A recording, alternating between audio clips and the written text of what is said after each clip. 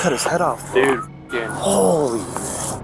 These officers have just arrived at a children's park after a strange 911 call. They expect to check on someone in need, but instead, they walk straight into a scene so brutal it leaves even veteran officers frozen in disbelief. Oh! I gotta puke. We have a human head and a human body. We have both parts, they're just not connected. What follows is one of the most vile discoveries the Las Cruces PD has ever made. Did you see the knife? It was this big. Yeah, it's a small knife. All right, let's look for any more victims. Dude, there could be another head in that bag.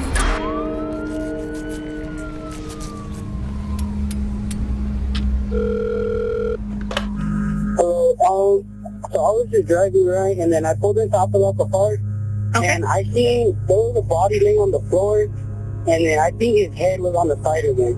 Could you tell if he was breathing? And then I no, his head was completely off of his body. What do you mean?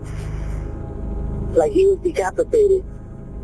Following the 911 call, a group of officers are dispatched to investigate. But the caller also mentions something alarming. The crime looks fresh, and there's a man in the park acting suspiciously. As officers make their way to the scene, they have no idea that the man the caller saw is actually the killer, hiding in the park and watching them. Have one officer in the entrance.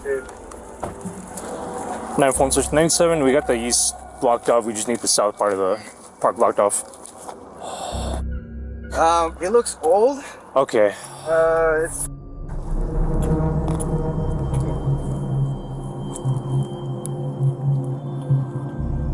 Go make 2-5 with them. Just sitting right there. Officers arrive and find a man lying motionless in the middle of the road with his head completely severed. As they begin securing the scene, one officer spots a man sitting beneath a tree just a few feet away. He signals another officer to move in and make contact, and when he approaches, he instantly notices that the man is covered in blood. 946, make 2-5 with a pedestrian in the middle of the park. Sir, put your hands up. Stand up. Come over here. Put your hands up. Put your hands up. Get on your knees. Put your hands where I can see them. Contact. I got cover. You got contact. Shift. Hey, hands back. Slow down. Yeah. I just lost my... Just pat him down, bro. Yeah. Come on, bro. Is it cool if I take everything out of your pocket? Put gloves on, please. Put gloves on, please. Yeah, I got gloves. Here you go. Just get him at it. Hey. We need somebody to stay at the intersection to make sure our scene doesn't get contaminated. Smith, get back to the intersection. Smith, go on the body. After cuffing the bloodied man, officers also notice a blood-stained knife resting beside him. What stands out most to officers, however, is his eerily calm demeanor. He seems completely detached from the horror in front of him, as if none of it has anything to do with him. To them, it's clear something is very wrong with this man. Still, it seems like they've caught their killer. But what they don't realize yet is that this isn't the first time he's been arrested for murder.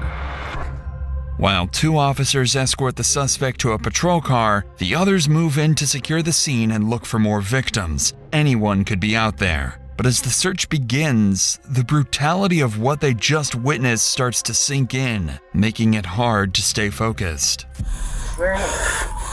All right, let's look for any more victims. He cut his head off. Dude. He has a knife. It's a small... Just stand by with it. I'm right here by the rock because there's a big pool of blood in the grass. I don't want to walk close to it because I don't want to get in trouble for walking so close to it. But do they say they have a suspect or a possible suspect? I'm like 99.99. That's it. Oh really? You think so? Here's one right there, next to the knife with all the blood. Oh, there's a knife and blood over there? Yeah, it's like stuck to the ground. You can see all the blood on it. Oh, okay, then never mind. I didn't know that part. I got Ortiz watching where we got the dude. Okay. Has he said anything? Hey, everything, John. He was smiling and laughing when we hooked him up. Did you see the knife? The one that was sticking in the ground? Yeah, it's this big. Yeah, it's a small knife. There might be another one because there's that bag that's covered in blood. At least it looks like blood. Maybe there's another head in it. I'm actually thinking about that. Because there's blood clots on it. Yeah. Oh, drive by here and nobody calls that shit out. Yeah, fine. It took a while. You know how hard it is to get this? My thing is people calling code 24 this, code 24 You can't call that all him. the time. Yeah, this motherfucker gets his head hacked off with a penknife. And nobody says Goddamn nothing. thing. He was sitting there with his bloody hands next to his bloody bag, and then we found out the tree. Dude, he cut against the tree too. There was like an execution Him spot. against the You think he's just crazy? But you have to be, bro. So they did their business, came over here and let people like, hey, let this motherfucker be seen on the street. No, it's just one dude. That's what I'm saying. Dude, he had to be gnawing at that thing for a while though. Spines, dude, are tough. Like you had it, you had to be going to town on that thing. average male several blows with an axe. Yeah, like that's meant for chopping. Yeah. You guys already cleared by that playground and everything? Yeah, we're all over there. He probably would have got a bike. Got all his 49. You have what? We got all his 49. Okay. I think the park's clear now because I came up all the way from the west coming east. So go back with Ramirez and one of you all decide who's gonna go to Nate, okay? Officers canvass the park and, fortunately, find no other victims. But as they work on the scene, one detail keeps coming up in their conversations: the bloodied knife beside the suspect. They can't believe that a weapon this small could have been used to behead a man. But as it would soon turn out, they were focused on the wrong detail, because what the suspect did after the murder would shock detectives even more. For now, though, detectives turn their attention to the victim. Oh no, that's Stop. well, I don't know. He's got a scorpion on his back. Like a, You can go look. Go. okay. So the scene is right there. Where? Right there. You see all the blood? Why? How did it drug him this far? The head got over there somehow. So he either had to picked it up and moved it, or he kicked it, or rolled it, or something like that. So we got a tattoo. Times too. Yeah, we got some stab wounds, some good stab wounds, multiple stab wounds, and he's saying it's a 2-inch knife. Yeah. There were small stab wounds right there, What's that, Dustin? Glass? right there. See that shiny Yeah. stuff there and there? What is that? Could be spit. Yeah, could be spit. Looks homeless, kinda? Yeah, the camp that's up here. Let's see where they're at. Yeah, see, they said there's a camp up there, so I'm wondering if that's where he's actually been staying at. And you think you Wait. drug him over? Yeah, Oh, yeah, because there's got drug marks, and if you look, if you shine your light up there, right by this tree, there's a puddle of blood right there, and blood on the tree. He either was carrying the head or the head fell off from that time. It looks like and there's a roll right there. He does a roll? Yeah, because there's Like blood he right tossed there. it? Or kicked it? Yeah. The victim is identified as 51-year-old James Garcia. His head is found nearly 20 feet from his body, and an autopsy would later confirm more than 80 stab wounds. Drag marks across the park suggest he was attacked, beheaded, then moved deliberately into the roadway. Meanwhile, at the patrol car, an officer works to confirm the suspect's identity. Bro, what's your name?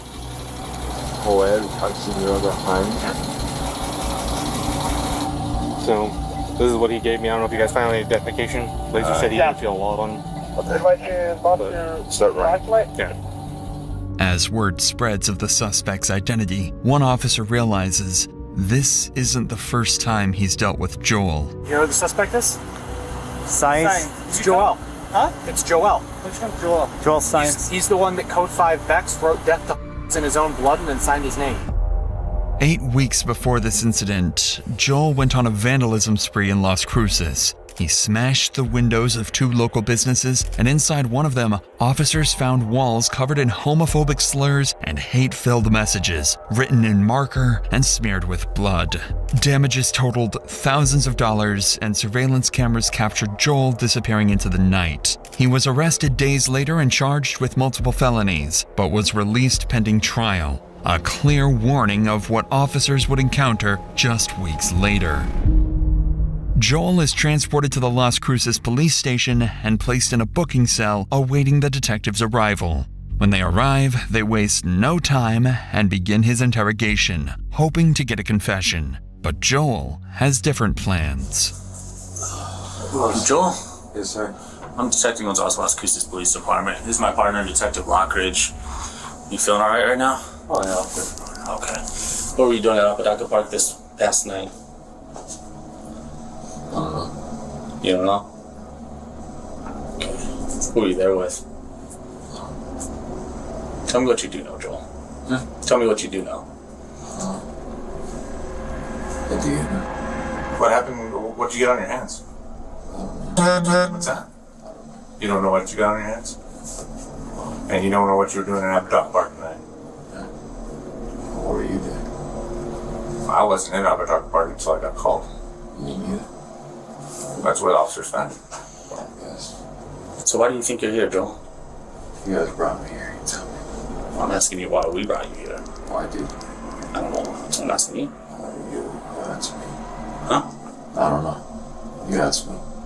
Joel refuses to talk, and for the next 30 minutes, he gives detectives nothing. It's clear he won't break that easily, so they decide to give him a break. In the meantime, they collect his blood-stained clothing, DNA samples, and photographs, then begin digging into his past, and finally discover why Joel is so good at deflecting.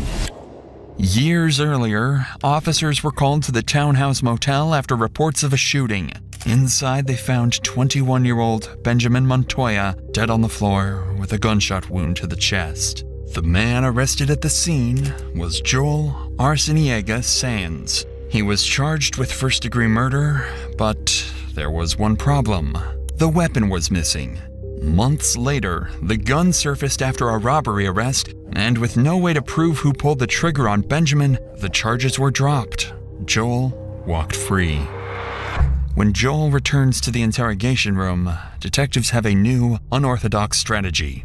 They use his history of writing homophobic slurs against him, suggesting the victim was his boyfriend, hoping to provoke a reaction and get him to confess what really happened. Joel, I'm just trying to find out more information about James. So, was he your boyfriend? Were you guys dating each other? Okay, were you guys in some kind of lover's quarrel? Yeah. Oh? Who's that? Like, because he's your boyfriend, you guys got in an argument? Who told me that? That's just what I'm getting. Who's getting me that? You tell me, man.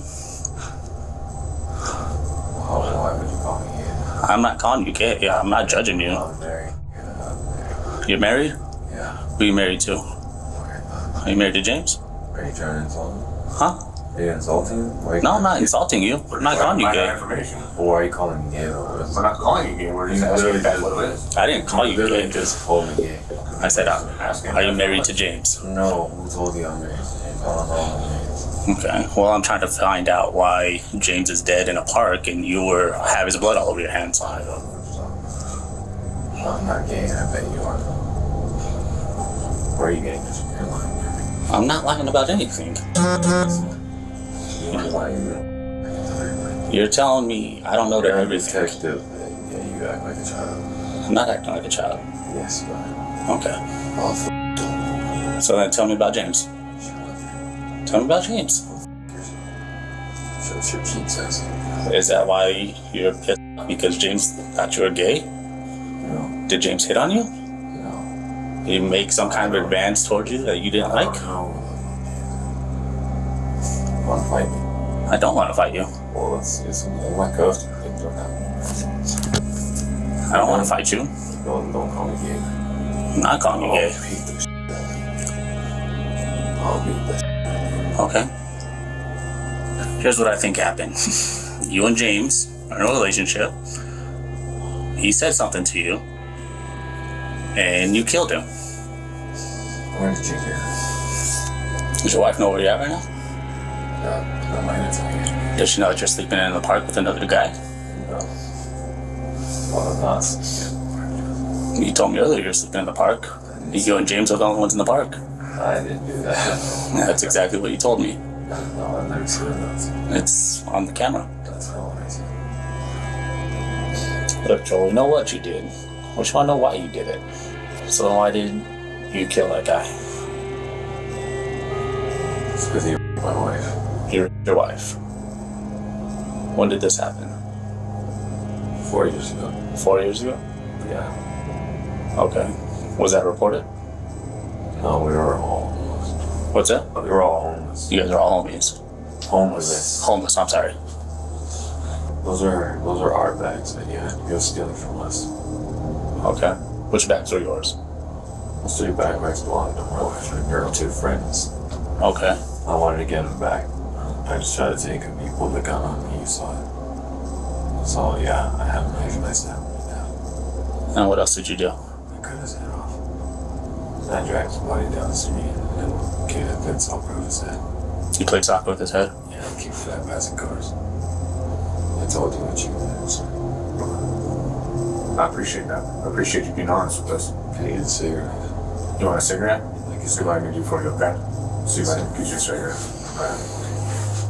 Within minutes, Joel loses his composure and admits to the killing. He claims James Garcia had sexually assaulted his wife years earlier, that he pulled a gun on him, forcing him to act in self-defense. But when detectives searched the scene, they found no weapon and later confirmed there was no record of a marriage, no victim, and no report of any assault. It was a story entirely fabricated by Joel to justify what he'd done. The interrogation ends there, and Joel is transported to the Doña Ana County Detention Center, where he's formally charged with first-degree murder. Over the following years, the case stalls after Joel is declared mentally incompetent to stand trial and placed under psychiatric evaluation. During that time, investigators learn that Joel has suffered from schizophrenia since the age of 11 and had been off his medication for years.